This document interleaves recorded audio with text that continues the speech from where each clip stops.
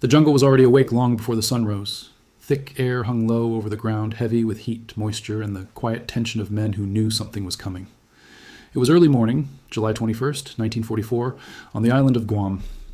Somewhere beyond the tree line, engines coughed to life. Low, mechanical, breaking the silence like a warning. Japanese tank crews, hidden beneath layers of camouflage netting and palm leaves, listened carefully. Then one of them chuckled. Another joined in. Quiet laughter moved through the concealed positions. They had heard those engines before. Slow, heavy American Marine Shermans. And to them, those tanks were nothing to fear. At least, that was what they believed. You could almost feel the sweat rolling down their necks as they waited, fingers resting lightly on controls, boots pressed against metal floors, still warm from the day before. The Type 95 Hago tanks they commanded were smaller, faster, and easier to hide in the dense jungle. They had fought before in China, in Southeast Asia, against enemies who had little that could truly match them. And now they believed the Americans had brought lumbering machines that could barely move through this terrain. Machines they thought they could outmaneuver, outsmart, and destroy. But something had changed. Back on the American side, just beyond the beachhead, the 3rd Marine Division was preparing to push inland. Among them were crews of M4 Sherman tanks assigned to support infantry units moving into the thick jungle. These men were not strangers to fear. Many had already seen combat in places like Tarawa, where tanks sank into sand or were knocked out within minutes. They knew the risks. They knew the jungle would not be kind to them. Visibility was almost zero. Enemy positions could be only a few yards away. Japanese anti-tank teams were skilled, patient, and deadly. Still, they moved forward. The engines of the Shermans rumbled louder now, cutting through the dense vegetation. Branches snapped, leaves trembled. The ground itself seemed to vibrate under the weight of those machines. Inside one of those tanks, Sergeant William Carter, a tank commander from Ohio, leaned forward slightly, eyes scanning through the narrow slit of his vision block. He could not see much, only shadows, movement, the shifting shapes of jungle foliage. But he knew the enemy was out there. He always was. At the same time, just a few hundred yards ahead, Lieutenant Hiroshi Tanaka and his crew sat motionless inside their Hago. The metal interior was cramped. The air was thick and hot. Sweat soaked through their uniforms, gathering beneath the edges of their helmets. The smell of oil and fuel mixed with damp jungle air that seeped in through every small opening. Tanaka had studied American armor before this battle. He knew the Sherman existed, but most reports he had received described it as tall, slow, and vulnerable at close range.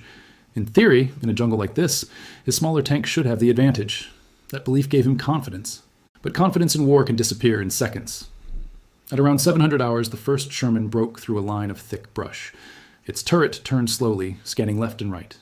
Behind it, 2 more followed in staggered formation. Marine infantry moved beside them, crouched low, rifles ready, eyes darting through the jungle. The air was tight. Every sound felt louder than it should have been. Every shadow looked like a threat. Then, suddenly, the jungle erupted. A sharp crack split the air as the first Japanese tank fired. Its 37mm gun flashed, and the shell slammed into the side of the lead Sherman. Sparks flew, metal rang. But the Sherman did not stop. It kept moving forward, tracks grinding, engine roaring. Inside the Japanese tank, confusion struck like a blow. That shot should have done more. Lieutenant Tanaka quickly ordered another round fired. This time, the shell hit the front armor of the Sherman. Again, sparks. Again, noise. But still the tank kept advancing. And then something shifted inside the Sherman. Sergeant Carter had already identified the source of the fire.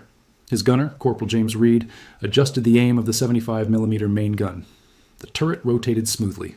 The jungle opened just enough for a clear shot. Fire. The Sherman's gun roared. The shell tore through the foliage and struck the Japanese tank directly. The impact was immediate and devastating. Flames burst from the thin armor. The tank rocked violently. Smoke poured out as the crew inside scrambled. But there was no time. In seconds, the tank was burning. The laughter was gone. What the Japanese crews had not fully understood, what they had dangerously underestimated, was the difference in firepower and armor. The Type 95 Hago, designed years earlier, had never been meant to face something like the Sherman. Its armor was thin, often no more than 12mm, enough to stop small arms fire, but not a high explosive shell from a 75mm gun. And in the jungle, where distances were short, that difference mattered more than ever. Another hidden detail worked against the Japanese crews. Many of their shells were designed for lighter targets or older vehicles. Against the thicker frontal armor of the Sherman, especially when angled, penetration was far less reliable. Meanwhile, the Sherman's gun, even with standard ammunition, could destroy a Hago with a single well-placed shot. The balance of power, even in close jungle terrain, was not equal. The battle quickly became chaos. Japanese tanks fired from hidden positions, trying to use the terrain to their advantage. But each time they revealed themselves, even for a moment, they risked being spotted. And once a Sherman had a target, it did not take long. Another Japanese tank fired from the flank, hitting a Sherman's track. The American tank shuddered and slowed, but it did not stop. Its turret swung around almost instinctively and fired back. The return shot struck the Japanese tank near its turret ring. The explosion lit up the surrounding jungle, throwing debris and smoke into the air. Marines on foot dove for cover, firing into the brush, trying to suppress enemy infantry supporting the tanks. Gunfire echoed in every direction. It was hard to tell where one fight ended and another began. You could almost feel the confusion, the heat, the noise pressing in from all sides. In the middle of that chaos, communication became critical.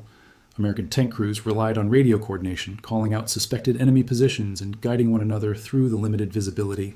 Infantry units signaled targets with hand gestures and shouted warnings over the roar of engines. That coordination gave the Marines an edge that went beyond armor and firepower alone.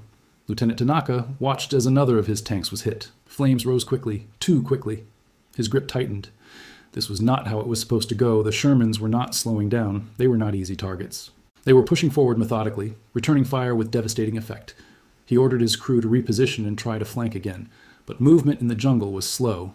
Branches blocked paths, mud trapped tracks. Visibility was poor, and now the Americans were fully aware of their positions. Another Sherman fired, then another. Each shot carried weight, power, finality. By mid-morning, the battlefield had changed completely. Several Japanese tanks lay burning or abandoned. Smoke drifted through the trees, mixing with the humid air. The ground was torn open, marked by tracks and craters. The sounds of battle had shifted from sudden violent bursts to scattered gunfire. The Marines continued to advance. For Sergeant Carter and his crew, there was no sense of victory yet. Only focus, only the next threat. He knew the Japanese would not stop. They rarely did. Even without tanks, they would keep fighting from hidden positions, from trenches, from caves. But the illusion had been broken. The Shermans were not weak. They were not easy targets. And in this environment, with trained crews and coordinated support, they were something far more dangerous than the Japanese had expected. As the hours passed, the jungle revealed more of its dangers. Hidden anti-tank teams, armed with magnetic mines and satchel charges, crept through the undergrowth, waiting for the chance to get close. Some Marines would later recall hearing faint rustling near their tanks, only to realize moments later that an enemy soldier was just feet away. In this kind of fighting, distance meant survival. American crews adapted quickly. Infantry stayed closer to the tanks, protecting them from close assaults. Machine guns on the Shermans scanned constantly, firing short bursts into suspicious movement. Every shadow became a possible threat. Every silence felt unnatural. Later that day, as the sun climbed higher and the heat became even more intense, reports began to spread among Japanese units. The American tanks were advancing deeper into the island. Their armor was holding. Their guns were overpowering. The early laughter was replaced by something else, concern. Because now the reality was clear. This was not the same kind of war they had fought before. And those machines they had once mocked were now burning through the jungle one position at a time. As the days went on, the pattern repeated itself. Japanese forces attempted counterattacks, often at night, using whatever armor they had left. But the results were often the same. The Shermans, supported by infantry and sometimes artillery, proved difficult to stop. Night brought a different kind of fear. Visibility dropped even further. Sounds carried strangely through the jungle. Japanese units often used darkness to get closer, launching sudden attacks aimed at disabling tanks at point-blank range. Some Sherman crews reported hearing footsteps, whispers, even tapping sounds on the hull of their tanks in the darkness. Sleep became rare. Tension never faded. On July 25th, near the Orote Peninsula, another engagement unfolded. Japanese tanks attempted a coordinated push against Marine positions. It was meant to be a decisive strike. But once again, the Shermans were ready. The fighting was intense, close range, and brutal. Yet, by the end of it, several more Japanese tanks had been destroyed, their thin armor no match for the American guns. During that engagement, Marine tank units worked closely with artillery observers, calling in fire on suspected enemy positions. This combined pressure made it harder for Japanese forces to regroup or launch effective follow-up attacks. Each failed counterattack weakened their overall defense. The cost was not one-sided. Some Shermans were damaged. Some crews were lost. The jungle remained a dangerous place. Every movement carried risk. Every advance could lead into an ambush. But the balance had shifted. The Japanese crews, who once laughed, now moved with caution. They knew what they were facing, and they knew what could happen if they were exposed, even for a moment. By early August, organized resistance on Guam began to collapse. The island was declared secure on August 10, 1944. But the memories of those early clashes stayed with the men who were there. For the Marine tank crews, it was a lesson in adaptation.